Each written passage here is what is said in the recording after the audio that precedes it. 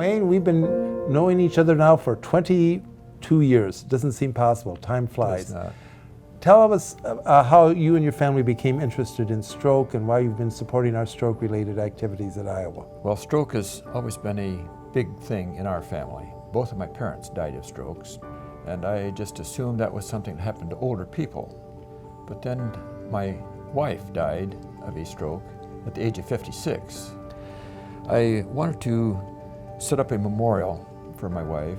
I contacted the University of Iowa Foundation, and they set up the meeting with you and me back in 1993. And I was very favorably impressed with what I had seen. So I had set up the Shirley A. Stoppelmoor Stroke Research Fund. Later, my son Steve, who lives in Dubuque, suffered a stroke at the age of 37. He was treated by a doctor in Dubuque whom you had trained. So I've become the Stoppelmoor family stroke doctor. Yes, you have. You certainly have. One night, we were running up to bed to go read. He finally looked at me and said, "Daddy, when are you going to be normal again so you can carry me like you used to over your shoulder up to bed?" My mother, your grandmother, passed away when I was 31 years old and unfortunately never got a chance to meet you. And because of the foundation that your grandfather, my father, started at the University of Iowa in stroke research, I became very aware of strokes, but it never entered in my mind that I would literally have one someday. My doctors never could figure out why I had a stroke, so they sent me down to the University of Iowa for a second opinion. At that time I got a chance to meet Dr. Adams. I recognized at that point in time the importance of having a network of doctors that were trained in the quick care of stroke patients. Now recently, our family has decided that even though the research fund that we established is doing well and doing good work, we wanted to step it up to a higher plane. We also want to give recognition to you for all of the work that you have done on behalf of our family and in the area of stroke. And so we have established a new fund to be called the Stoppelmoor Adams Stroke Education and Research Fund. And we're looking forward now to bigger and better things from the new fund. I'm very grateful to you and your family for recognizing me, but more importantly, establishing this important initiative to allow us to fund new activities related to stroke at the University of Iowa. And my son Steve, whom you know, his daughter Ashton is a student here at the University of Iowa. And she is planning to work with stroke patients.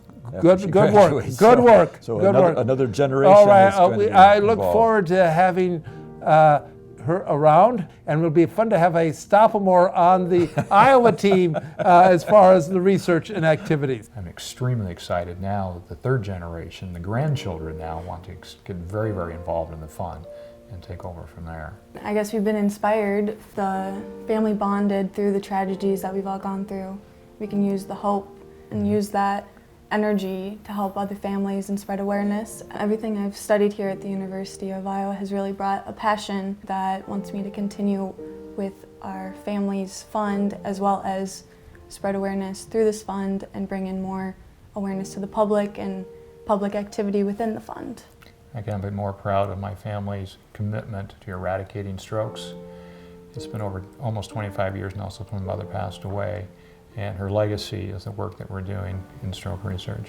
We have a very integrated stroke research program. When we talk about research in stroke, we're talking about various stages in scientific inquiries. There's basic science research, which is in animal models, laboratory experiments, etc.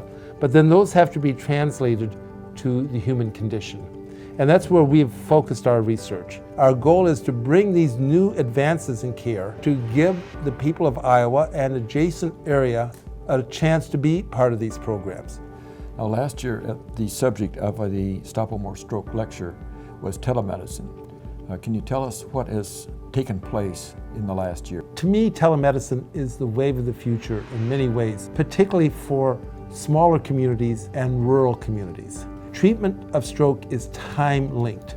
However, small community hospitals have limited resources. They may not have some of the facilities that a larger hospital such as ours has. But telemedicine is opening up new activities. So this is the wave of the future of what medicine's going to happen. And I'm so excited that the stroke program at Iowa is moving forward with this initiative.